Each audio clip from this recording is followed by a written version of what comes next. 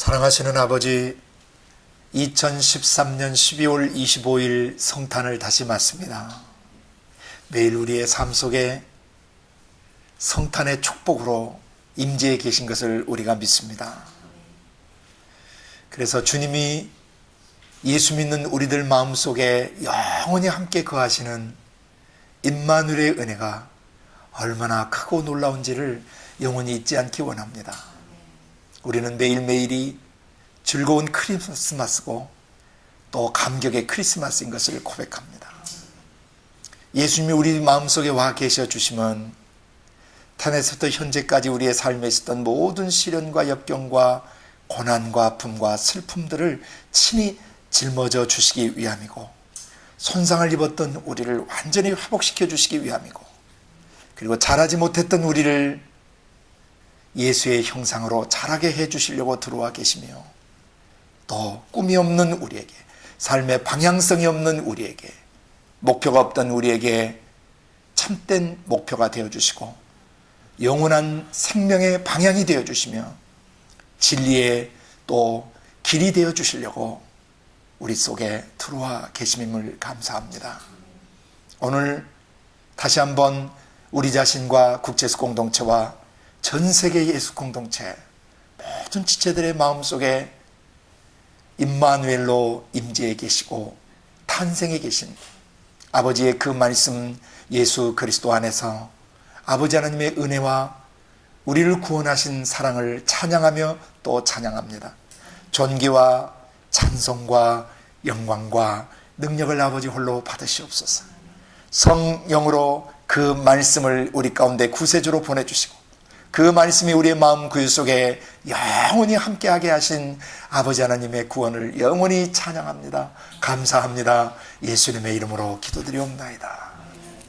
누가복음 9장 1절부터 7절까지 같이 읽고 죄송합니다. 이사야서 9장 이사야서입니다. 이사야서 9장 1절부터 7절까지 같이 읽고 누가복음 2장 1절부터 20절까지 같이 읽습니다. 시작. 전에 고통하던 자에게는 흑암이 없으리로다. 옛적에는 여호와께서 스불론 땅과 납달리 땅으로 멸시를 당케 하셨더니 후에는 해변길과 요단 저편 이방의 갈릴리를 영화롭게 하셨느니라. 흑암에 행하던 백성이 큰 빛을 보고 사망의 그늘진 땅에 거하던 자에게 빛이 비치도다. 주께서 이 나라를 창성케 하시며 그 즐거움을 더하게 하셨으므로 추수하는 즐거움과 탈취물을 나누는 때의 즐거움 같이 그들이 주의 앞에서 즐거워하오니 이는 그들의 무겁게 맨 멍에와 그 어깨의 채찍과 그 압제자의 막대기를 꺾으시되 미디안의 날과 같이 하셨음이니라. 어지러이 싸우는 군인의 갑옷과 피 묻은 복장이 불에 섭같이 살라지리니 이는 한 아기가 우리에게 낳고 한 아들을 우리에게 주신 바 되었는데 그 어깨에는 정사를 메었고 그 이름은 기묘자라 모사라 전능하신 하나님이라 영존하시는 아버지라 평강의 왕이라 할 것임이라. 그 정사와 평강의 더함이 무궁하며 또 다윗의 위에 앉아서 그 나라를 굳게 세우고 자금 이후 영원토록 공평과 정의로 그것을 보존하실 것이라. 만군의 여호와의 열심히 이를 이루시리라. 아멘. 자, 그 약속대로 누가복음 2장 1절부터 10절까지 이제 아버지의 성령께서 그 말씀 예수 구원자를 보내셨습니다. 2장 1절부터 이때에 가이사 아구스도가 영을 내려 천하로 다 호적하라 하였으니 이 호적은 구레누가 수리아 총독되었을 때 첫 번 한 것이라. 모든 사람이 호적하러 각각 고향으로 돌아가매 요셉도 다윗의 집 족속인 거로 갈릴리 나사렛 동네에서 유대를 향하여 베들레헴이라 하는 다윗의 동네로 그 정혼한 마리아와 함께 호적하러 올라가니 마리아가 이미 잉태되었더라. 거기 있을 그때 해산할 날이 차서 맏아들 나라 광보로 싸서 구유에 누였으니 이는 사관에 있을 곳이 없음이러라. 그 지경의 목자들이 밖에서 밤에 자기 양떼를 지키더니 주의 사자가 곁에 서고 주의 영광이 저희를 두루 비추매 크게 무서워하는지라. 천사가 이르되 무서워 말라. 보라, 내가 온 백성에 미칠 큰 기쁨의 좋은 소식을 너희에게 전하노라. 오늘날 다윗의 동네에 너희를 위하여 구주가 나셨으니 곧 그리스도 주시니라. 너희가 가서 강보에 쌓여 구유에 누인 아기를 보리니 이것이 너희에게 표적이라 하더라. 호련히 허다한 천군이 그 천사와 함께 있어 하나님을 찬송하여 가로되 지극히 높은 곳에는 하나님께 영광이요 땅에서는 기뻐하심을 입은 사람들 중에 평화로다 하니라. 천사들이 떠나 하늘로 올라가니 목자가 서로 말하되 이제 베들레헴까지 가서 주께서 우리에게 알리신 바 이 이루어진 일을 보자 하고 빨리 가서 마리아와 요셉과 그 위에 누인 아기를 찾아서 보고 천사가 자기들에게 이 아기에 대하여 말한 것을 고하니 듣는 자가 다 목자의 말하는 일을 기히 여기되 마리아는 이 모든 말을 마음에 지켜 생각하니라. 목자가 자기들에게 이르던 바와 같이 듣고 본 그 모든 것을 인하여 하나님께 영광을 돌리고 찬송하며 돌아가리니라 하니라. 마태복음 한 번 더 보죠.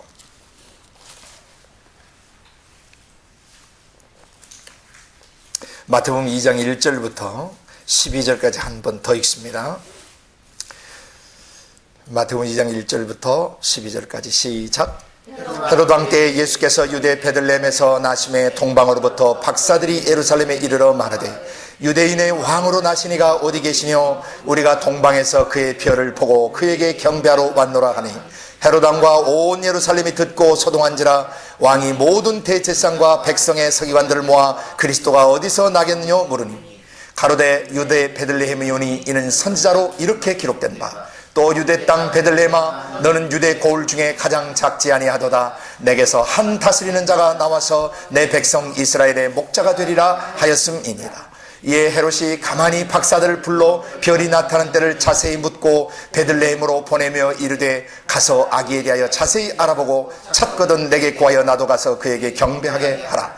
박사들이 왕의 말을 듣고 갈새 동방에서 보던 그 별이 문득 앞서 인도하여 가다가 아기 있는 곳 위에 머물러 섰는지라. 저희가 별을 보고 가장 크게 기뻐하고 기뻐하더라. 집에 들어가 아기와 그 모친 마리아와 함께 있는 것을 보고 엎드려 아기께 경배하고 보배합을 열어 황금과 유향과 모략을 예물로 드리니라. 꿈에 헤롯에게로 돌아가지 말라 지시하심을 받아 다른 길로 고국에 돌아가니라. 아멘.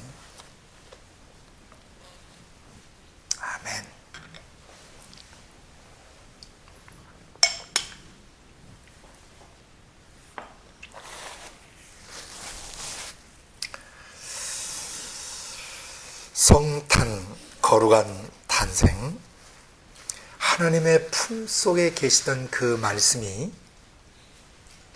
하나님의 성령의 역사하심을 통해서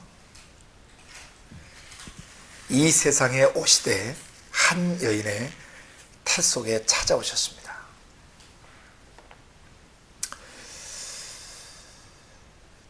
냄새가 나고 끈적끈적하고 더럽고 추한 인간의 태 속, 또 칙칙하고 어두운 그 태내에 우주 밖에서 그 크기를 측량하실 수 없고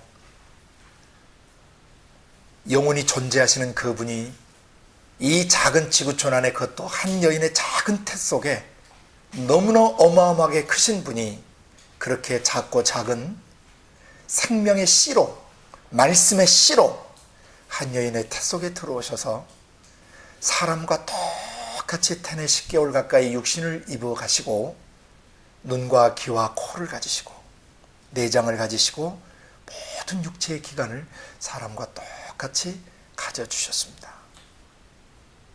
히브리서 2장 14절은 14, 15절은 이렇게 증언합니다. 자녀들이 혈육에 속했기 때문에 그분도, 그 하나님도 한 모양으로 육체에 속하신 이유는, 육체를 입으신 이유는 자신의 죽음을 통해서 죽이는 힘, 죽이는 파워, 죽이는 세력을 지닌 자, 사망의 권세를 잡은 자, 곧 마귀를 없이 하기 위함이고, 또 죽기를 무서워함으로, 죽는 것이 무서워서 일평생 사는 삶의 종노릇하는 모든 사람을 놓아주려 하십니다. 하나님의 품속에 계시던 하나님의 전능하신 말씀이 성령과 함께 육신을 입고 이 세상에 나타나신 이유, 곧 아버지께서 이 세상에 성령으로 말씀을 육화시켜서 나타나신 이유는 자기 백성들을 저희 죄에서 구원하시기 위함이었습니다. 그래서 인류 역사에서 가장 중요한, 천지창조의 가장 중요한 역사가 있다면 아버지 품속에 계신 그 말씀이 구약시대 내내 오리라 오리라 오리라 예언하시다가 드디어 때가 되어서 육신을 입으시고 이 세상에 나타나신 사건이에요. 예수 오신 사건. 아버지의 품속에 있던 그 말씀, 창조의 말씀, 생명의 말씀, 죽음을 파시는 말씀, 죽은 것을 살리시는 말씀, 존재하는 모든 것들의 모양새를 주시고 아름다운 색상과 빛깔을 주시고 아름다운 향기를 주신 그 말씀이 이 세상에 오신 거, 그것도 사람이 눈으로 보고 손으로 만지고 육성으로 그 음성을 들을 수 있도록 오신 이 사건, 예수 탄생 사건은 지구촌 역사의 가장 충격적인 사건이고 가장 기쁜 사건이며 가장 영광스러운 사건입니다. 왜? 인류가 창세기 3장에서 죄를 범한 이후에 죄성이 마귀놈의 생각과 감정거지가 인간 속에 들어옴으로 말미암아 전 인류의 역사, 그리고 그 역사 속에 살았던 모든 인간은 죄와 죽음과 질병과 저주와 변질된 그리고 타락된 성깔과 기질과 그런 성향 속에서 일생을 고통스럽게 살다가 마지막에 비참한 죽음을 맞이하며 영원한 지옥불에 들어가게 돼 있기 때문에 그런 사람들을 구원해서 창조의 원형, 창세 전에 계획하셨던 그 원형의 사람으로 회복시켜 주시는 이 구원의 사건은 인류 역사의 가장 충격적이고 놀랍고 또 은혜롭고 영광스러운 사건이 되는 것입니다. 이 사건은 사실 창세기 3장에서 인류가 죄를 범하자마자 가죽옷을 지어 입히시면서 여인의 후손으로 어떻게 하나님이 오실 것인가를 예언하셨습니다. 우리는 다 남자의 정자 생명 씨를 받아서 태어난 남자의 후손들입니다. 죄성 있는 남자 없이 여인에게서 홀로 태어나실 수 있는 유일한 여인의 후손은 예수 그리스도 그분밖에 안 계세요. 하나님 아버지 품속에 계신 그 말씀만이 죄성이 섞이지 않는 인간 육신의 정자 생명체와 상관없이 영원한 생명 씨 자체가 되셔서 여인의 후손으로 이 세상에 오실 수 있었던 것입니다. 오리라 오리라 말씀하시던 그 말씀 예수께서 구약의 선지자들을 통해서 계속 얘기해 오셨는데 그 결정적으로 계시한 본문이 오늘 읽었던 이사야서 9장 1절부터 17절의 예언입니다.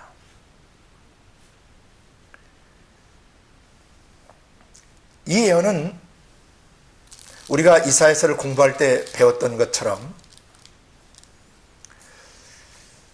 1장부터 12장까지 큰 한 단락을 가지고 있는데 1장부터 6절까지는 1장부터 6장까지는 하나님의 주권을 떠난 그 당시 이스라엘, 오늘날 얘기하면 예수를 믿는다고 하는 사람들이에요. 하나님을 믿는다고 하지만 그 안에 하나님의 주권적 통치 가운데 자기 삶이 들어가잖아요. 그러니까 지 생각 따로 놀고 지 감정 따로 놀고 지 의지 따로 노는, 자기가 생각하고 자기가 느끼고 자기가 보고 자기가 들은 대로 자기 영을 자기 영의 주인이 자기가 되고 자기 육신을 자기가 원하는 대로 끌어가던 이런 죄인들, 하나님의 주권을 무시하고 하나님의 주권 안에 들어가지 않는 거만하고 교만한 삶을 살던 사람들이 어떤 저주를 받게 되어 있는가를 이사야서 1장부터 6장까지 보여주셨단 말이죠. 그러나 7장부터 12장까지 보여주신 것은 뭐였어요? 그런 죄 가운데 있게 되면은 저기 아람 왕 르신과 북왕국 르말리아의 아들 베가 같은 이런 자들이 그런 죄 있는 사람들을 치러 들어온다는 것이죠. 사단 마귀 귀신들은 죄가 있는 사람들을 그렇게 세상 세력들을 이용해서 하나는 정치 군사적 파워로 공격해 들어오고 하나는 종교적으로 공격해 들어온단 말이죠. 그래서 그 사람들의 삶이 어떻게 되느냐? 전에 고통하던 삶, 그리고 멸시를 당하던 삶이었다라고 이사야는 증언하고 있는 것입니다. 하늘과 땅과 바다와 눈에 보이는 것들과 보이지 않는 모든 것들의 주인 되신 그 하나님을 떠나버린 삶,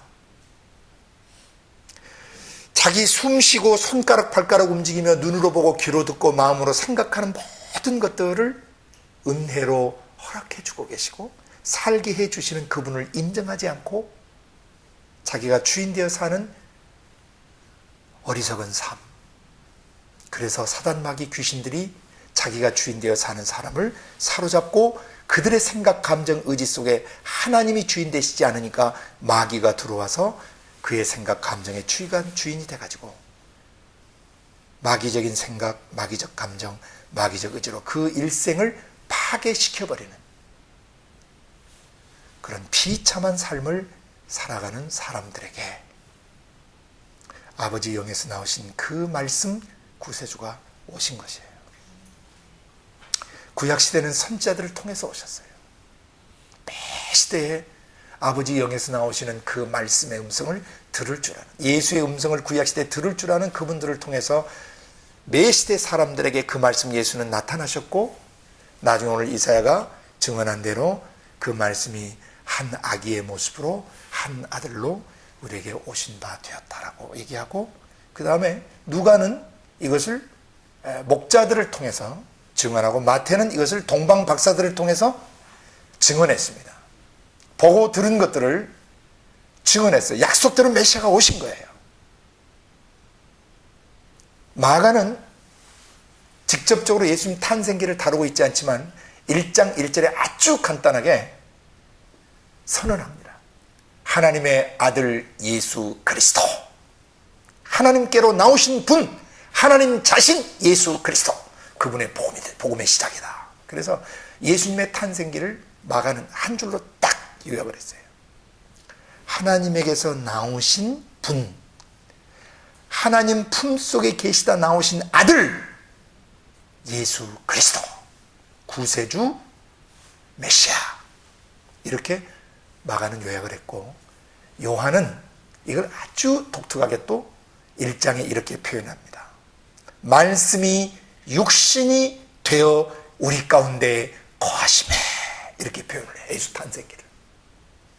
마태는 동방박사를 통하여, 누가는 목자들의 증언을 통하여, 그리고 마가는 직접 예수 구원자 그분은 하나님의 아들 하나님이셨다 라고 증언하고, 요한은 이 예수님 탄생기를 말씀이 육신을 입으셨다, 그리고 우리 가운데 거하셨다, 이렇게 예수님 탄생기를 증언한 것입니다.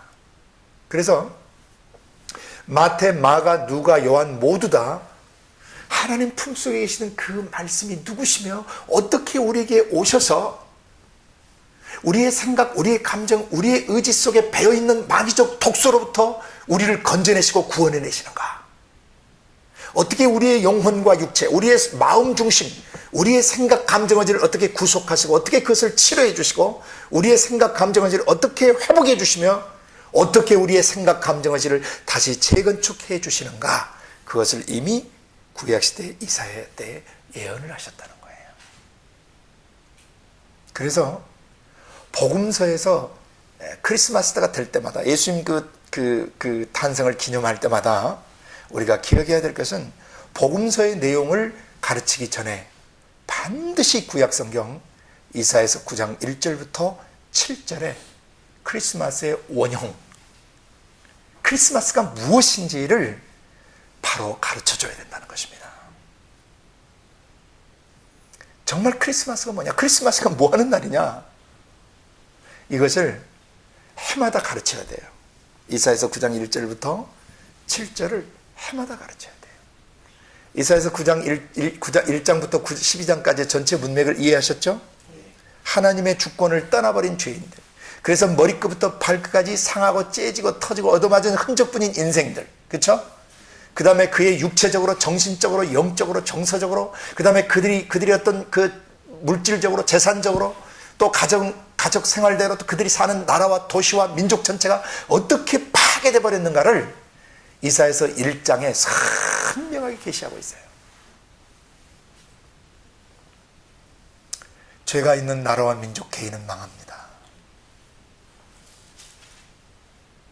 그러나 죄가 있는 그 사람들을 그 북왕국 이스라엘 왕 르말리아 애들 베가와 다음에 아람 왕, 저 북쪽 오랑캐라고 그러죠. 그들에게는 북쪽 오랑캐 아람 왕 르신이 연합군을 형성해서 남왕국 유다를 침공해 온다는 소식을 들었을 때 하나님은 아하스 왕에게 어떻게 하나님이 너희를 보호하는가를 말씀해 주셨어요.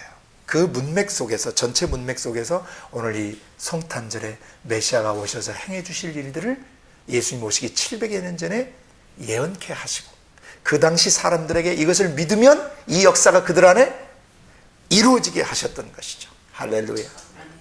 그러니까 구약시대 때 그 말씀을 자기의 마음속 생각으로 모셔드리고 감정으로 모셔드리고 의지의 결단에서 모셔드린 사람들은 이미 구약 때 크리스마스를 경험한 것입니다. 할렐루야. 에덴 동산에서 범죄한 이후 크리스마스의 축제는 아버지 성령에서 오시는 그 말씀을 마음에 모셔드리는 자마다 경험했던 것입니다. 진정한 예수 탄생, 그 말씀이 탄생하시는 것은 그 말씀을 영접하던 사람들, 구약시대 때 선자를 통해서 증거되는 하나님의 말씀을 받아들였던 모든 사람들은 마음에 이미 구약의 참된 성탄을 경험했던 것입니다. 그래서 오늘 우리는 시간이 제한되어 있으니까 구약 이사야서 9장 1절부터 7절의 증언을 다시 한번 깊이 새기도록 합니다. 해마다 여러분은 공동체 안에 성탄절이 되면 이 반드시 구약 이사야서 9장 1절부터 7절의 원형을 바로 가르치셔서 참된 성탄의 의미를 다시 숙지시키고 성탄 곧 아버지의 영에서 나오신 그 말씀이 인간의 마음 구유 속에 들어올 때 얼마나 엄청난 역사가 일어나는가, 진정한 성탄이 무엇인가를 바로 가르쳐서 동방박사의 증언이나 목자들의 증언, 또 마가의 증언, 또 요한 사도의 증언이 그들의 삶 속에 실제화되도록, 구체화되도록 구약의 원본을 가르쳐줘야 하는 것입니다. 아멘. 나중에 유월절도 마찬가지예요. 출애굽기 12장의 유월절을 바로 가르쳐서 성만찬을 하도록 도와줘야 된다는 것입니다. 유월절의 참된 의미를 출애굽기 12장을 원본으로 해서 가르치고 성만찬할 때마다 출애굽기 12장을 깊이 가르쳐야 돼요. 네. 그리고 성만찬을 해야 되는 것입니다. 성탄절도 마찬가지입니다. 반드시 이사야서 9장 1절부터 7절을 가르쳐줘야 합니다. 함께 봅니다. 이사야서 9장 1절 2절이 한 단락이고요. 단락을 좀 소단락을 서너 개로 나눠서 볼 것입니다. 전에 고통하던 자에게는 흑암이 없을 것이라고 선언합니다. 할렐루야. 예. 옛적에는 여호와께서 스불론 땅과 납달리 땅으로 멸시를 당케 하셨더니 후에는 해변길과 요단 저편 이방의 갈릴리를 영화롭게 하셨느니라. 흑암에 행하던 백성이 큰 빛을 보고 사망의 그늘진 땅에 거하던 자에게 빛이 도다. 아멘. 이것은 마태복음 3장에 예수님이 공생의 사역을 시작하실 때 마태를 통해서 이것이 성취됐다는 것을 선포하게 됩니다. 예. 구약 전 역사를 한마디로 요약하면 바로 1, 2절 상태예요. 죄 가운데 살던 사람들을 한마디로 요약하면 이 상태예요. 고통스러운 삶을 살았다는 거예요. 언제? 메시아가 오기 전에. 다시 말해서 개인적으로 자기 마음속에 아버지의 성령이 주시는 레마의 말씀이 자기 마음 구유 속에, 자기 생각 감정지 속에 그 말씀이 배어드시고 스며드시고 자리 잡으시기 전까지는 사람은 어떻게 사는다? 고통스럽게 살아가고, 그리고 어둠 속에 거하게 되는 것이다. 인류를 향한 진단이에요. 마음속 구유에 그 말씀 예수가 자리 잡으시고 그 말씀이 자기 마음속 생각, 감정, 의지 속에 배어드셔서 자기의 생각을 주관하시고 자기의 감정을 컨트롤하시고 자기의 의지에 힘을 더해주시는 이 경험이 없는 사람들은 진정한 성탄절이 없는 사람들이에요. 반드시 아버지 영에서 나오시는 그 말씀이 자기의 마음속 생각을 그 말씀이 주관하셔야 돼요. 자기의 희노애락, 애호여, 기쁘고 슬프고 미워하고 그리고 또 절망하고 좌절하고 또 사랑하고 또 어떤 것을 원하는 그 욕구나 욕망들, 이것들이 자기 마음속에 오신 그 말씀 예수에서 지배받지 않는다면 그 사람은 진정한 성탄을 모르는 사람이에요. 깝대기 성탄절, 종교적인 성탄절, 의식 중심의 성탄절을 예식 치르듯이 치르고 마는 것이에요. 성탄절 날 반드시 기억해야 합니다. 어떤 고통과 어떤 어둠 속에 내가 있었는가, 과거를 정확하게 이해해야 된다는 겁니다. 태어나서부터 현재까지 살아오면서 내가 어떤 고통스러운 일생을 살았고 어떤 어둠 속에서 분별을 못하고 살았는가, 자기가 어둠인지도 모르고 어둠의 늪에서 평생을 살아온 사람들이 있어요. 예수 만나기 전까지 메시아가, 그리스도가, 구세주가 내 마음속 생각에, 감정에, 의지에 오셔서 짐승의 밥그릇인 말 구유보다 더 더럽고 냄새나고 그 짐승이 먹던 음식 찌꺼기들이 구유 밥그릇 밥통에 달라붙어서 말라 굳어진 것처럼 내 생각, 내 감정, 의지 속에 오랫동안 마귀놈이 쌓아놓은 똥과 같은 마귀적 생각과 감정과 의지가 내 생각과 감정과 의지에 오랫동안 찌든 때처럼 달라붙어 있는데, 그 죄가 내 생각과 감정과 의지에 자리 잡고 있고 찌든 때처럼 쪄들어 있는 것도 인식하지 못한 채 살아왔다는 것입니다. 그게 인류예요. 인류 역사고 그의 사람들의 삶이에요. 하나님은 이사야를 통해서 예언하시는 것입니다. 전에 하나님의 품을 떠나고 하나님 주권적 통치를 떠나서 고통스러운 삶을 살던 자에게, 그래서 그의 삶이 일생 어두웠던, 침울했던 그 어둠이, 흑암이 이제는 없을 것이다. 옛적에는, 이 말은 우리의 옛사람 시절을 말하는 거죠, 그죠? 우리의 영혼이 진정한 성탄을 경험하기 전에는, 이제 그렇게 해석할 수 있어요. 옛적, 곧 마귀놈의 생각, 감정, 의지와 내 생각, 감정, 의지가 뒤섞여서 이게 나고 어느 게 난지를 분별하지 못할 정도, 나도 나를 이해할 수 없고 나도 나를 추스릴 수 없고 나도 나의 생각, 내 감정, 내 의지를 내가 스스로 의롭게 만들 수 없었던 그 상태, 그것이 옛적이에요. 그래서 옛적에는 여호와께서 스불론 땅과 납달리 땅으로 멸시를 당케 하셨더니, 존재 자체가 무시당할 수밖에 없고 존재 자체가 함부로 취급당할 수밖에 없는 존재라는 거죠. 죄 가운데 있으면 성격이 문제 있어요, 없어요?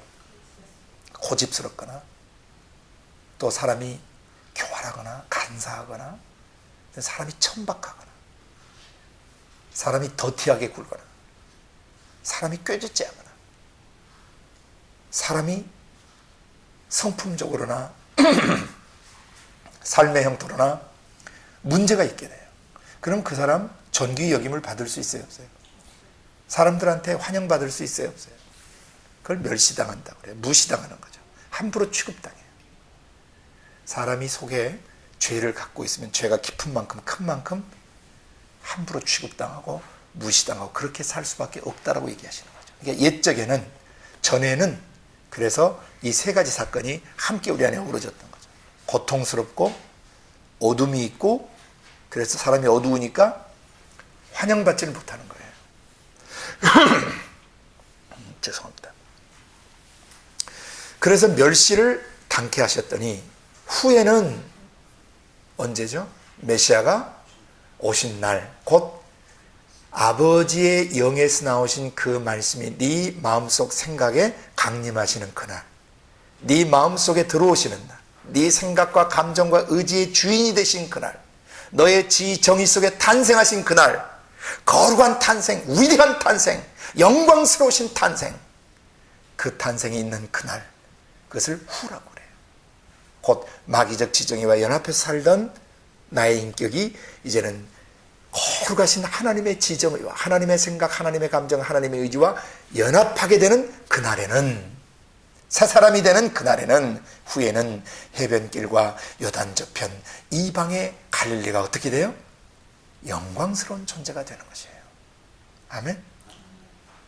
영화롭다는 얘기는 신적 성품이 그 안에 배어들어서 뭐가 나와요? 신적 성품의 빛이 나와요.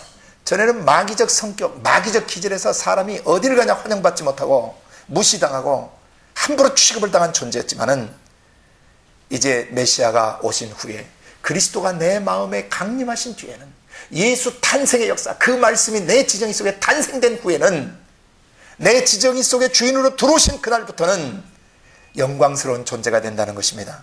그리스도로 옷 입게 되고 하나님의 성품의 옷을 입게 돼요. 그래서 신적 성품의 빛이 나의 지성과 감성과 의지 안에 자리 잡게 되고, 나의 입술의 말, 내 눈빛, 내 얼굴 표정, 내 손발의 동작과 내 움직이는 모든 것을 통해서 영광이 반사되는 역사가 일어나게 될 것이다. 이사야 당시에도 이 말씀을 받아들이는 사람은 그 시대에 예수 탄생을, 마음속에 구주 탄생을 경험하며 사는 것입니다. 훗날에 그 말씀이 실제로 육신이 되어 오시는 그날, 이 역사는 우리가 읽었던 누가복음과 마태복음과 마가복음, 요한복음을 통해서 증거되었습니다. 확증되었습니다. 그 성취됐다는 것이 확증되었어요. 그리고 그 말씀이 다니시면서 하신 놀라운 일들이 사복음서에는 기록되어 있습니다. 그 말씀이 오셔서 과연 고통스러운 사람들, 어둠 속에 잠겨있던 사람들, 비참한 사람들, 그리고 존귀하지 않고 존경스럽지 않은 사람들, 귀히 여길 수 없는 그런 쓰레기 같은 존재들, 마귀화된 사람들을 어떻게 예수님이 영화롭게 만들어 놓으시는가. 근데 여기에 주목할 것은 해변길, 요단 저편, 이방의 갈릴리. 그러니까 잡족이 되어 살아버린, 세속화되어버린, 마귀화되어버린, 변질되어버린 사람들이란 뜻이에요. 이방 민족까지 다 뭐예요? 영광스러운 존재로 회복시켜 놓으세요. 언제? 메시아가 오신 날, 성탄절 날, 그 말입니다. 크리스마스 날은, 성탄절은 아버지 품속에 계시던 그 말씀이 성령에 의해서 우리 마음속에 잉태하시는 날이에요. 2000년 전에 그냥 그 구유에 놓였던 것은 전 인류 구원의 역사를 위해서 실제로 이뤄놓으신 일인데, 그 실제 이뤄놓으신 일이 매 시대를 살아가는 우리의 가슴 속에 경험되어져야 된다는 거예요. 성탄이 우리의 마음속, 우리의 생각, 우리의 감정, 우리의 의지 속에 예수가 탄생하셔야 돼요. 성령의 그 말씀이 레마로 탄생하셔야 돼요. 이게 진짜 성탄절이란 말입니다. 그래서 일평생 고통스러웠던 삶, 어둠에 헤매던 삶, 그리고 나 스스로 보기에도 존귀치 않고 낮은 자존감 속에 살아가던 나, 내가 그렇게 존경스럽고 내가 그렇게 뛰어난 인물이라고 하는 자존감을 갖지 못하고 살아가던 나에게, 물론 삶의 가정 배경 통해서 자존감이 또 깨지고 또 살아오면서 자존감이 깨지는 숱한 그런 것들 다 포함해서 어쨌든 내 안에 내가 함부로 취급당하고 멸시당하는 그런 존재였는데, 그런 나를 영화롭게 하셨어요. 언제? 성탄절 날, 크리스마스 날. 그래서 크리스마스 날은 모든 고통이 떠나야 돼요. 모든 어둠이 거쳐야 돼요. 그리고 천박스럽고 별 볼 일 없는 존재가 영광스럽고 사랑스러운 존재로 변하는 날이에요. 이 날이 성탄절이에요. 그러니까 매일 그것을 경험하시는 분들은 매일매일이 Merry Christmas and Happy Christmas가 되는 거죠. Meaningful Christmas, 의미 깊은, 뜻깊은 크리스마스가 되는 거예요. 1년에 한 번 크리스마스 성탄절을 지나가면서 다시 한번 1년의 삶과 전생애를 중간 점검하는 것이에요. 성탄절 날 하루 종일 크리스마스 이브 날 밤부터 내 마음을 추스르는 거예요. 아직도 1년을 마무리하는 이 즈음에 내게 남아있는 고통들이 있는가? 못다 해결한 삶의 찢기들, 죄의 잔재들이 아직도 남아있는, 분노의 잔재들, 미움의 잔재들이 아직도 남아있는가? 용서 못하는 잔재가 남아있는가? 아직도 껄끄러운 특정 대상이나 껄끄러운 기억들이 아직도 있는가? 아직도 생경하고 조잡한 수준 낮은 어떤 사고체계나 감성체계, 아주 박약한 의지력 속에서 헤매는 것은 없는가? 만약 그렇다면 주님 이 크리스마스 이브 밤에 탄생하시옵소서. 내 마음의 구유에 오시옵소서. 내 어린 시절의 기억 속으로 강림하시옵소서. 내 상처와 슬픔이 있던 그 삶의 현장으로 나의 주님, 나의 왕이시여 오시옵소서. 유대인의 왕으로 오시옵소서. 다스리는 자로 오시옵소서. 내 삶의 메시아로 오시옵소서. 내 생각 상처 입은 내 감정 속에 오셔서 나를 만지시옵소서. 회복하시옵소서. 소송시키시옵소서. 나를 아무 일도 없는 사람처럼 다시 회복시켜 주시옵소서. 이게 진정한 성탄의 기도고 성탄절날 우리가 경험해야 되는 내용들입니다. 앞으로 크리스마스 이브 밤을 이끌 때나 성탄절날이 올 때는 반드시 우리들이 지나간 삶, 전에 고통하던 삶, 어둠 속에 잡혀있던 삶들이 무엇인가를 구체적으로 사람들을 돌아보게 하고, 그래서 천덕꾸러기처럼 함부로 취급당하며 개밥의 도토리처럼 때론 외롭게, 때론 서럽게, 때로는 무가치하게 살아왔던 그 삶들을 정돈시켜줘야 돼요. 그게 크리스마스 이브 밤에 준비하고 성탄절날 아기 예수가 우리의 가슴에 이제 탄생하셔서 내 마음에 오신 그 말씀과 함께 우리가 복되고 아름답고 거룩한 천국의 삶을 우리 마음속에서 살아가는 것이에요. 이게 성탄절날이에요. 예. 그래서 서른 부인 1절과 2절에 흑암에 행하던 백성, 행하던, 이게 걸어다니던, 어둠 속에 일생을 걸어다니던 백성들, 사람들이 뭘 보았다? 큰 빛을 보았다. 사망의 그늘진 땅, 죽지 못해 사는 삶이죠. 그죠? 매일 피곤하고 지치고 상하고 절망하고 꿈이 없고 방향성 없이 허무하게,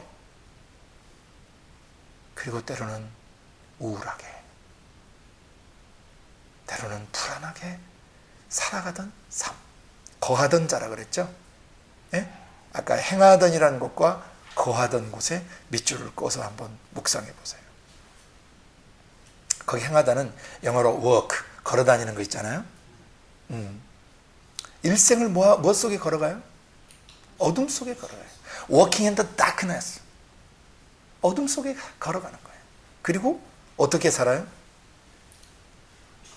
사망의 그늘진 땅, 죽음이 있는, 영적 응달지고, 영적으로 응달지고 정서적으로 응달지고 내적 사고방식이나 감성체계에 응달이죠. 마치 원폭 피해로 얼굴이 시커멓게 된 분들처럼, 그죠? 영 자체에 시커멓게 어둠이 배어들어 있고 응달이져 있고, 거기는 사고방식도 제대로 작동하지 않고 감성체계도 풍부하게 작동하지 못하고 의지력도 무기력하게 무능하게 침체되어 있는 거죠. 의지도 힘을 쓸 수 없는 거예요. 의지력이, 의지에 힘이 없어요. 그게 바로 사망의 그늘진 땅에 살아가는 삶이에요. 걸어가고 살아가다는 동사입니다. 행하다는 걷다라는 동사고, 거하다는 얘기는 living, 사는 걸 말해요. 일생이죠. 계속 걸어가죠, 그죠? 그리고 뭐예요? 살아가는 거죠. 인생 여정을 계속 태어나서부터 죽을 때까지 걸어가는데, 그 걸어가는 삶 전체가 뭐라? 흑암, 어둠이라는 거예요. 그래서 그의 삶은, 살아가는 매일매일의 삶은 뭐예요? 사망의 그늘이, 어둠의 죽음의 그늘이 드리워진 삶이다. 마지못해 살고, 죽지 못해 살고, 어쩔 수 없이 사는 그런 고통스러운 삶들이다. 이게 바로 서론부에 던진 주님의 메시지예요. 하늘 정부에서, 천국 정부에서 지상세계에 던진 메시지예요. 너희들이 전에 이렇게 살았는데 그곳에 누가 오신다? 큰 빛, a great light, 큰 빛이 오신다. 그리고 마침내 그 빛이 2절에는 뭐 했다? 그 큰 빛이 비춰졌다. 어디에? 전 인류의 가슴 속에, 숱한 세월을 상처와 아픔 속에 살아온 사람들의 마음에, 절망이 있는 사람들의 마음 속에, 분노가 있는 사람들의 마음 속에, 그리고 낮은 자존감이 있는 사람들의 마음 속에, 열등감이 있고 우울함이 있고, 그리고 자기 연민에 빠져 슬프게 살아가는 사람들의 마음 속에 뭐가 비쳤어요? 큰 빛이. 그분을 저 7절 뒤에 가면, 6절에 가면 한 아기 한 아들이 바로 큰 빛이셨다 그러죠. 그죠? 아버지의 품 속에 있는 영원한 생명빛, 그죠? 그 빛이 이 세상에 나타나셨어요. 아버지 품 속에 계시던 그 말씀께서 아버지의 성령에 힘입어 인간의 육신을 입고 나타나셔서 이 세상의 빛이 되셨죠. 예? He became the light of the world. 이 세상의 빛이 되주신 거예요.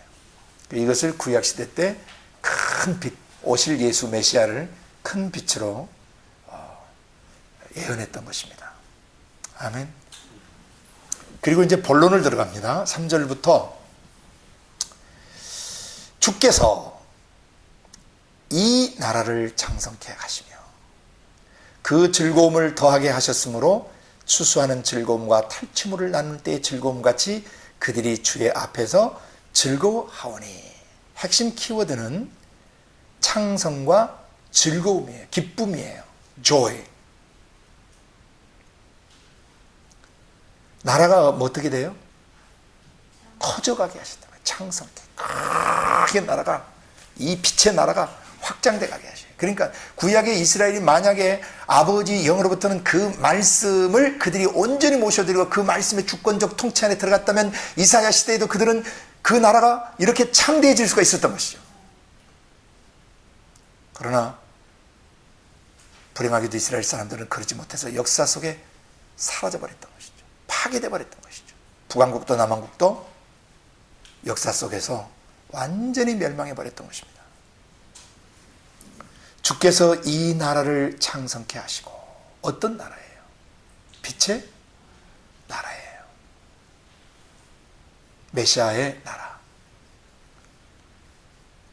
아버지 영으로부터 나오시는 그 말씀의 통치를 받는 사람들은 다 그 나라에 속하는 거예요. 그렇죠? 거기에는 뭐가 있게 돼요? 그 나라 안에는 즐거움, joy. 어떤 즐거움? 1년 내내 고생한, 추수하고 나서 거둬들이는 즐거움, 그 다음에 탈취물, 전쟁, 생명 걸고 적과 싸워서 다 우리 식구들 빼서, 우리 거 다 빼서 온 그때 그 전쟁에서의 승리의 기쁨, 추수의 기쁨, 극적인 기쁨들이죠. 1년 내내 농사 지었는데 풍성한 수확을 거두게 하셨어요. 얼마나 농부가 기쁘겠어요. 그죠?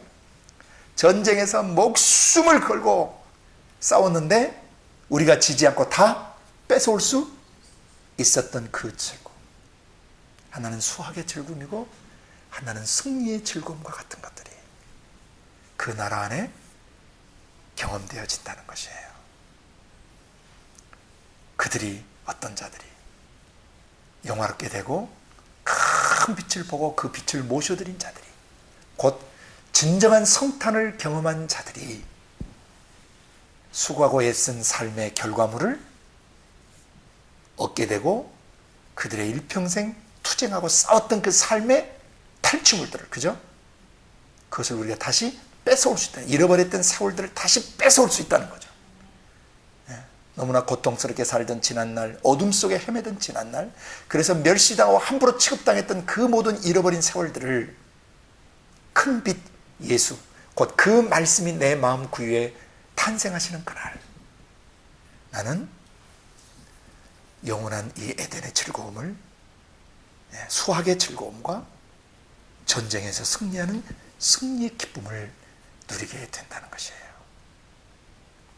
그렇게 누릴 수 있는 이유가 4절에 나와 있어요. 그렇게 할 수 있는 이유는 왜냐하면 그 큰 빛이 오셔서, 그 말씀이 오셔서 성탄절날 뭐 해주시는 거예요? 그들의 무겁게 맨 멍에와 어깨의 채찍, 그 압제자의 막대기를 꺾어버리시되 미디안의 날같이 초토화시켜버렸기 때문이다. 한마디로 얘기하면 나를 고통스럽게 하고 나를 어둡게 하고 나를 사망에 죽어나는 그런 삶을 죽지 못해 살게 하던 그 삶의 원인을 제공했던 것들을 다 뭐 해버리셨다는 거예요? 꺾어버리셨다는 것이죠. 멍에는 어떤 대상과 같이 묶여있는 걸 말해요. soul tie, spiritual tie. 영적으로 묶여있는 게, 그러니까 누구를 미워하게 되거나 누구에 대해서 짜증을 내거나 신경질을 내면 그 사람은 나하고 묶여요, 안 묶여요? 생각에서 감정에서 묶여버리죠. 그놈만 생각하면 속이 막 끓어오른다든지 기분이 안 좋아진다든지 막 사람이 막 그 기쁨을 잃어버린다든지, 그와 나하고 묶여있는 게 이게 멍해예요. 또 뭐와도 묶일 수 있어요. 과거의 아픈 기억들과 묶일 수도 있죠. 어떤 과거의 사건, 사고와도 묶일 수 있죠. 그래서 무겁게 맨 멍에, 무겁게 맸다는 얘기는 내 마음에 큰 부담감을 주는 멍에를 말해요. 그것만 생각하면 부담스러워. 마음에 짐이 되는 거 있죠. 예? 그걸 무겁게 맸다 그래요. 멍에가 굉장히 어떤 burdensome, 짐이 되는 거예요, 내게. 그것이 사람일 수도 있고 자기의 과거 출신 배경일 수도 있고 가정 배경일 수도 있고 또 학벌 배경일 수도 있고 자기의 어떤 그 사회적 지위나 소유물이 없는 데서 오는 그런 아픔일 수도 있어요. 그런 멍에를 뭐 해버리셨어요? break, shattered, 흩어버리시고 꺾어버리신 거예요. 할렐루야. 이게 성탄절날, 성탄절이라는 거예요. 이게 어깨의 채찍은 뭐예요? 수없이 나를 후려치던 것들이죠. 예? 나의 생각을 수없이 핥히고 수없이 내 생각을 내려치고 내 감정을 내려쳐요. 그래서 막 분노케 하고 아프게 하고 막 절망하게 하고 좌절하게 하고 신경질 나게 막 나를 긁어요. 내려치던 채찍들. 내 의지력을 얼마나 후려쳐놨는지 의지가 힘이 없고 힘을 쓰 메가리가 다 빠져버린 것이죠. 그런 채찍들을 뭐 해버리셨다? 꺾어버리셨다. 네. 그리고 압제자의 막대기예요. 나를 후려 치던 억압하는 몽둥이죠. 내 삶을 줘 패는 것들이에요. 성탄절은 그 말씀 예수가 내 마음 구에 오시면서 내 지성, 감성, 의지 속에 있었던 모든 무거운 멍에, 그죠? 그 나를 후려치던 채찍들, 그 다음에 나를 후려치던 억압하던 몽둥이들, 그걸 다 꺾으시되 어떻게 꺾어버리셨어요? 미디안의 날같이 꺾어버렸다. 그러면 미디안의 날 어떻게 꺾었는지 민수기 31장을 보시라 그랬죠? 거기 써놓으세요. 민수기 31장 7절 이하 32절 이하 두 군데를 한번 봅니다. 민수기 31장을 펴세요.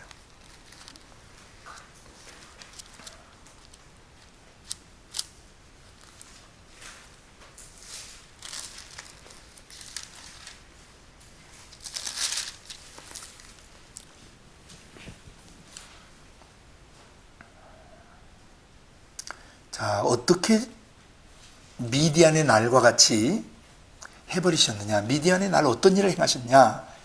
7절부터 한번 제가 읽습니다.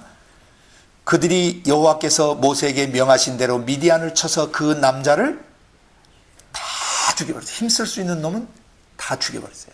성탄절날 내 영혼에, 내 아픈 기억에 힘쓸 수 있는 놈은 다 뭐 해버리셔? 죽여버리셨다는 거예요. 그리고 8절, 그 죽인 자, 그 남자들 외에 미디안의 5 왕을 죽였으니, 미디안의 왕들은 에위와 레겜과 수르와 후르와 레바이며 또 부올의 아들 발람도 칼로 그날 죽여버린 것이에요. 그러니까 정치적 군사적 파워를 지닌, 강력한 파워를 지닌 놈, 그 왕 대장들을 뭐 해버린 거예요? 죽여버리죠. 우리 속에도 이 5 왕이 있을까요, 없을까요? 사람마다 가장 영향력을 미치는 문제들이 있어요, 없어요? 그게 왕이에요. 그리고 옆에 모두 죽였어요. 거짓 선지자, 거짓 예언자, 발람도 그날 죽여버렸어요. 할렐루야. 이게 미디안 날이에요. 이게 Day of Midian. 이 날이 성탄절 날, 이 미디안의 날이 우리 속에서 경험돼야 된다는 것이에요. 할렐루야. 그 다음에 보세요. 9절. 이스라엘 자손이 미디안의 부녀들과 그 아이들을 사로잡고 그 가축과 양떼와 재물을 다 탈취하고 그 거처하는 성읍과 촌락들을 다 불사르고 탈취한 것, 노략한 것, 사람과 짐승을 다 취하니라. 할렐루야. 그들이 사로잡은 자와 노략한 것과 탈취한 것을 가지고 여리고 맞은 편 요단과 모압 평지의 진에 이르러 모세와 제사장 엘르아살과 이스라엘 자손의 회중에게로 나오니라. 할렐루야. 완전 승리를 하고 돌아온 날이죠. 네? 불사를 거? 다 불살려요. 성탄절날은 빼앗겼던 것들 다 찾아오고 더러운 것들 다 태워 죽이는 날이에요. 성탄절이. 미디안의 날과 같이 하셨다는 거예요. 그 다음에 또 32절을 보세요. 미디안의 날 얼마나 엄청나게 이걸 찾아왔는지 써놨어요. 41절까지. 또 그 뒤로 계속 나와요. 32절 보세요. 그 탈취물, 곧 군인들이 다른 탈취물 외에 양만 해도 몇 마리를 잡아왔어요? 67만 5천 마리. 소가 7만 2천 마리. 나귀가 6만 7천 마리. 그리고 남자와 동침하지 않은 처녀들을 3만 2천 명 끌어왔어요. 와. 엄청나죠? 예. 그래서 나중에 하나님께 뭐 드리고까지 쭉 나오는데, 예. 미디안의 날 얼마나 엄청난 것들을 그들이 뺏어왔는지, 예. 또 48절에 이하 보면요. 군대 장관들, 사령관들, 천부장과 백부장들, 지휘관들이 모세에게 나와서 알리죠. 당신의 종들의 영술한 군인을 계수했는데 우리 중 한 사람도 충나지 아니하였습니다. 놀랍죠. 예. 우리 각 사람이 얻은 바 금폐물, 곧 발목걸이, 손목걸이, 인장반지, 귀고리, 팔고리, 금들이 다 금으로 된 장식들이겠죠. 여호와의 예물로 우리의 생명을 위하여 앞에 속죄하려고 가져왔습니다. 모세와 제사장 엘르아살이 그들에게서 그 금으로 만든 모든 폐물을 취한즉 천부장과 백부장들이 여호와께 드린 거제의 금의 도합이 16,750세겔이니 이게 190kg예요. 금만 190kg. 군인들이 각기 자기를 위하여 탈취한 것이니라. 모세와 제사장 엘르아살이 천부장과 백부장들에게 금을 취하여 회막에 들여서 여호와 앞에 이스라엘 자손의 기념을 삼았더라. 마치 동방박사가 황금을 갖다 아기 예수께 바친 것과 같아요. 그렇죠. 전리품들을 갖다가 바쳤어요. 이게 바로 성탄절날 일어나는 것입니다. 그래서 본론의 그 첫 번째 3, 4절 단락은요. 뭐예요? 우리 영혼을 짓누르고 후려치던 채찍, 우리를 억압하던 막대기들을 성탄절날 다 꺾으셔서 추수할 때의 그 즐거움과 전쟁에서 승리할 때의 즐거움을 우리에게 안겨주신 날이 바로 예수님이 우리 속에 오신 날이라는 거예요. 이날이 성탄절이에요. 그래서 성탄절날 우리는 사람들을 그렇게 자유롭게 풀어줘야 돼요. 종교 예식하면 안 된다는 거예요. 성탄절날 먹고 마시고 기쁘다고 오셨네 하면 안 된다는 거예요. 성탄이 경험되지 못한 분들에게 성탄절을 반드시 성탄을 경험시켜줘야 합니다. 다음에 본론의 두 번째예요. 5절부터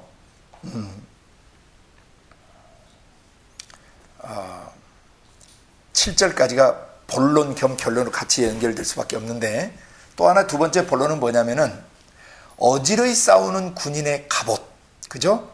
피 묻은 복장이 불에 뭐같이 살라져요? 이게 지푸라기를 말하는 거예요. 볏짚 있죠? 그 스트로, 지푸라기를 말합니다. 불에 지푸라기가 살라지듯 뭐예요? 살라져 버려요. 뭐가? 어지러이 싸운다는 얘기는, 군인이라는 얘기는 우리의 삶에 있었던 숱한 전쟁을 말해요. 그렇죠? 실제적인, 이스라엘은 실제적인 전쟁을 겪었죠. 그렇지만 우리도 실제적인 전쟁을 겪을 뿐만 아니라 뭘 겪어요? 마음속에 사단 마귀 귀신의 생각과 우리의 생각이 엄청나게 싸워요. 낮은 자존감, 과거의 상처 때문에 오는 마음의 불안들, 분노들, 미움들, 다 가시지 않은 앙금들, 절망감들, 그리고 낮은 자존감들, 우울증들, 그리고 불안한 심리, 불안한 정서, 불안한 감성 체계들, 이런 숱한 그 싸움이 있어요. 그걸 방어하기 위해서 뭘 입어요? 갑옷을 입죠. 방어 기제죠. 나 괜찮은 사람이야. 뭐 겉도로서들 한번 옷도 잘 입어보고, 뭔가 폼도 내보고, 옷도 비싼 거, 뭐 유명 핸드백도 들어보고, 뭐 유명 차도 뭐 사보고, 좋은 집도 사보고 해서 어쩐지 나를 괜찮게 만들어 보려던 그런 방패막이와 같은 갑옷과 같은 것들. 그 다음에 피 묻은 복장. 얼마나 투쟁하는 삶을 살았든지 삶 전체가 뭐예요? 피투성이가 되었던 것들. 그것이 불의 지푸라기가 살라지는 것처럼 성탄절날 뭐예요? 다 살라져요. 그러니까 성탄절날 있게 될 두 가지 핵심적 사항은 뭐냐면 꺾어지는 것과 살라지는 것이에요. 다 꺾어버리시죠, 하나님께서. 내 마음을 짓누르는, 내 생각, 감정, 의지를 계속 짓누르는 옛사람의 정서들, 옛사람의 기억들, 마귀에 의해서 형성됐던 어둠들, 그런 성격들, 기질들, 그것이 주는 억압, 상처, 눌름, 때로는 그것이 무거운 짐이 되고, 때로는 그것이 나를 후려치는 채찍이 되고, 때로는 나를 짓누르는 몽둥이가 됐단 말이죠. 그걸 다 꺾어버리실 때 어느 날 같이 미디안의 날, 모든 미디안의 남자를 다 죽이고, 그 5 왕의 목을 쳐서 죽이고, 또 술사, 거짓 예언을 하던 거짓 목자였던 발람까지 다 쳐 죽여버리고, 모든 소유물들을 다 뺏어오고 동네를 불태워버린 것처럼 하나님께서 미디안의 날과 같이 하고, 다음에 지푸라기가 불에 살라지듯이 다 태워버리시는 날이 뭐냐면 아기 예수가 우리 마음에 들어오신 날이에요. 성탄의 날이에요. 그렇게 다 태워버리시는 날, 꺾어버리시는 날, 태워버리는 날이 성탄절의 키예요. 끊을 거 끊고, 꺾을 거 꺾고, 거둘 거 거두고, 없앨 거 없애버리시고, 태울 거 태워버리는 날이 진정한 성탄절이에요. 매일 이 성탄이 우리 가슴에 경험돼야 된다는 것입니다. 아멘. 그렇게 다 살라질 수 있는 이유가 뭐냐면 6절에 설명하면서 결론으로 들어가요. 예?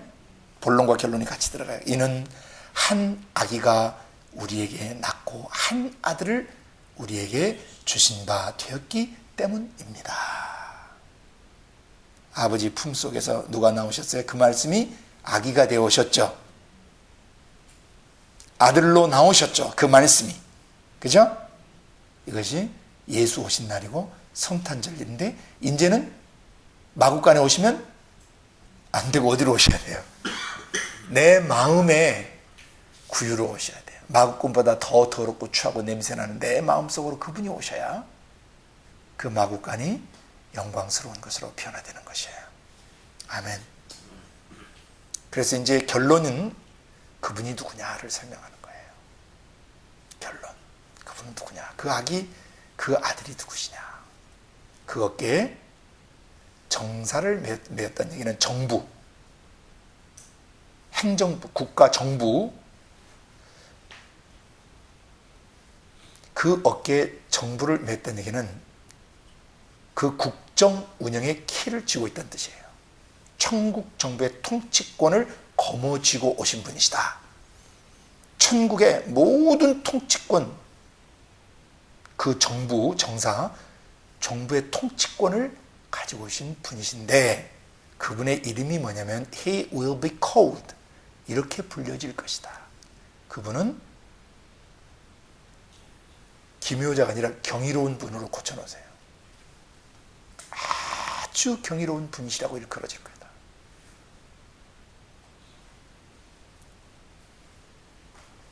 어떻게 그 위대하신 하나님이 사람이 되어 오시는가? 경이로운 분이세요.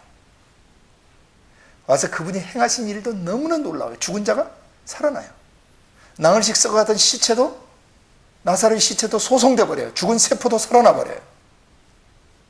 바람을 잠잠케 해요. 파도를 고요케 하세요. 무화과 나무를 뿌리채 마르게 하세요. 없는 것도 있게 하시고 있는 것도 한순간에 없게 하시는 기묘한 분이에요. 그 아들은 곧 아버지 영에서 나오신 그 말씀 예수가 그렇게 경이로운 분이시라는 거죠. 아멘. 두 번째는 모사세요. 상담자시고 어드바이서. 그때는 이렇게 하고 이때는 이렇게 해야 되라고 권고해 주시는 분이시란 뜻이에요. 내 인생의 코치란 뜻이에요. 내 인생의 상담자시고 내 인생의 멘토시며, 내 인생, 멘토는 단어 안 쓰기로 했죠.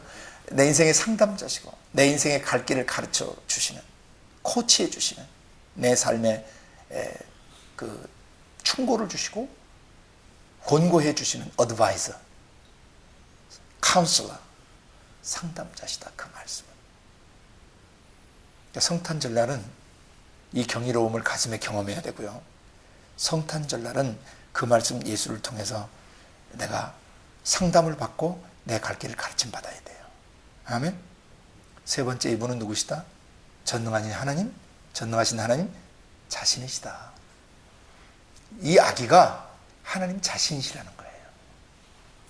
전능하신, 무능한 아기가 아니고 전능하신 하나님 자신이시고, 네 번째, 영원히 존재하시는 영존하시는 아버지, everlasting father. 놀랍죠. 이 아기가 이렇게 아버지라고 불리워질 거래요. 아버지의 현현이시라는 거죠. 그죠? 영원히 존재하시는 아버지의 말씀이 아기가 되고 아들이 돼서 나타나셨기 때문에 나와 아버지는 하나이니라. 제 자신에게서 나온 말은 저와 하나예요, 아니에요? 이 말이 곧 나고 내가 곧 그 말이죠. 그 말과 내가 다르면 나는 이중인격자고 나는 믿을 만한 대상이 될 수 없어요. 하나님에게서 나오신 말씀은 그 말씀이 하나님이시고 하나님이 그 말과 동일 본질이시란 말이죠. 그래서 그런 측면에서 아버지와 나는 하나이니라라고 예수님 요한복음 10장 30절에 말씀하셨던 거예요. 여기에서 이 아들이 영존하신 아버지로 일컬어지는 것은 아무 문제가 없는 것이에요. 그렇죠? 아버지 자신이 나타나신 것이고, 마지막 다섯 번째, 아니 마지막이 아니라 다섯 번째, 평강의 왕. 평안을 잃어버린, 마음의 안정감을 잃어버린, 평화를 잃어버린 모든 사람의 마음속에 평화를 주시는 분, peace giver. 평화를 주시는 분이에요. 평강의 왕이에요. 그리고 여섯 번째, 그분의 정사와 평강의 더함이 무궁하세요. 그 정부와 그 정부가 주는 태평천하 있죠. 태평천국 있잖아요. 평화로움이, 그 나라의 평강이, 그 행정부, 그 국가, 그 통치권, 그 정부와 그 정부에서 그 통치할 때 나타나는 평강의 더함이 뭐예요? 무궁해요. 영원해요. 끝이 없대요. There will be no end. 그랬어요. 끝이 없대요. 영원한 나라예요. 무궁한 나라예요. 마지막 일곱 번째는 뭐예요? 그분이 다윗의 위, 왕이시죠. 다윗의 위에 앉아서 그 나라를 굳게 견고하게 세운다는 얘기는 사단, 마귀, 귀신들이 더 이상 이 나라를 공격할 수 없고 흔들 수 없게 세워주신다는 얘기예요. 그리고 지금 이후에 영원토록 공평과 정의로 그 나라를 뭐 하세요? 보존하세요. 예수 나라는 영원한 나라입니다. 메시아가 탄생한 각 사람의 마음은 영원한 나라가 된 것입니다.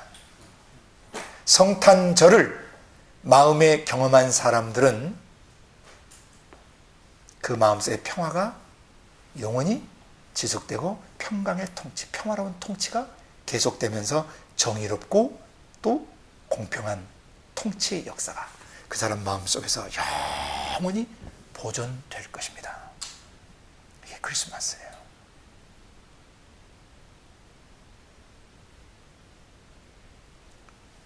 만군의 여호와의 열심히 이를 이루시리라. 우리는 그 밑에다 이루셨도다 라고 써야죠.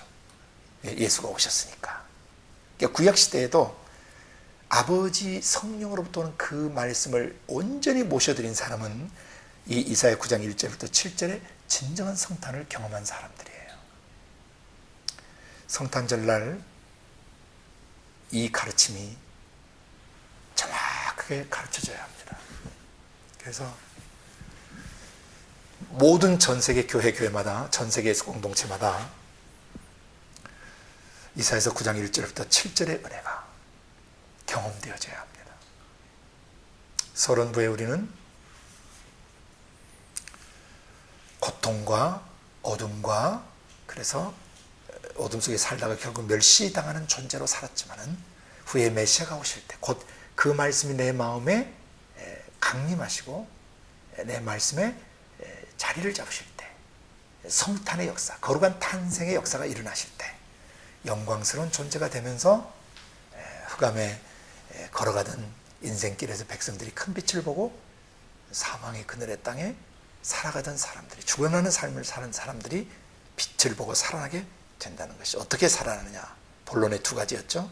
하나는 꺾어버리셔서 즐거움을 회복시키는, 삶의 즐거움, 희망과 즐거움을 회복시켜 주시고, 또 하나 지푸라기 태우듯 다 태우셔서 더 이상 마음속에서 피 튀기는 투쟁의 삶, 갈등하는 삶, 사람과 싸우고 돈과 싸우고 세상과 싸우는 그런 모든 싸움으로부터 자유케 되도록 다 태워버리신 그날, 그것이 진정한 성탄이다. 그러면서 그렇게 될 수 있었던 이유는 한 아기가 우리에게 낳고 한 아들이 우리에게 주신 바 되었기 때문이다 하면서 결론을 맺어요. 이 일을 꺾어버리시고 다 태워버리시는 그 성탄의 주체, 그 말씀 예수는 누구신가?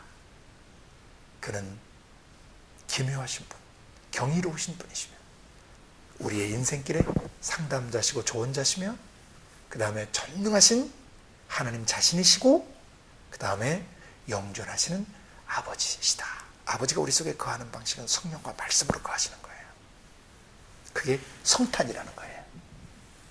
영존하시는 아버지가 우리 속에 거하시는 방식은 성령으로, 말씀으로 우리 안에 거하시는 것이다. 그렇게 되면 어떻게 되느냐? 그분은 우리의 삶의 평강의 왕이 되시고, 마음 바깥 세상은 끝없는 불화와 갈등과 아픔이 있지만 우리의 성탄이 임한, 그 성탄을 경험한 우리의 마음속에는 평화의 왕이 계시기 때문에 마음 바깥 세상은 시끄러워도 마음속에서는 언제나 천국의 평화를 유지할 수 있게 해주시되, 여섯 번째, 그 다스리시는 정사와 그 평강의 더함이 끝이 없을 것이고, 마지막 일곱 번째, 그 나라가 곧게 세워지면서 공평과 정의로 이 나라를 영원히 보존해 주시는데, 데이비드 킹십, 다윗적 왕권을 우리 안에서 발동하시고, 우리도 바로 이 메시아, 그 말씀 예수와 함께 성탄에 임하신, 거룩하게 탄생하신 그 말씀과 함께 우리도 다윗에 앉아서 통치하고 다스리는 삶으로 회복될 것이다. 이것이 성탄절날 경험되는 것이다. 만군의 여호와의 열심히 반드시 이를 이루시고 성취하실 것이다 하고 마침내 성취하셔서 오늘 우리가 이 성탄의 축하 메시지를 나누는 것이죠. 오늘 우리 안에 일이 이루어진 것입니다. 아멘. 그래서 이 구약의 원본을, 성탄절의 원본을 깊이 숙지하고 그 다음에 복음서의 그 선포들을 설명할 수 있어야 온전한 성탄절 메시지가 되는 것입니다. 같이 기도하십시다.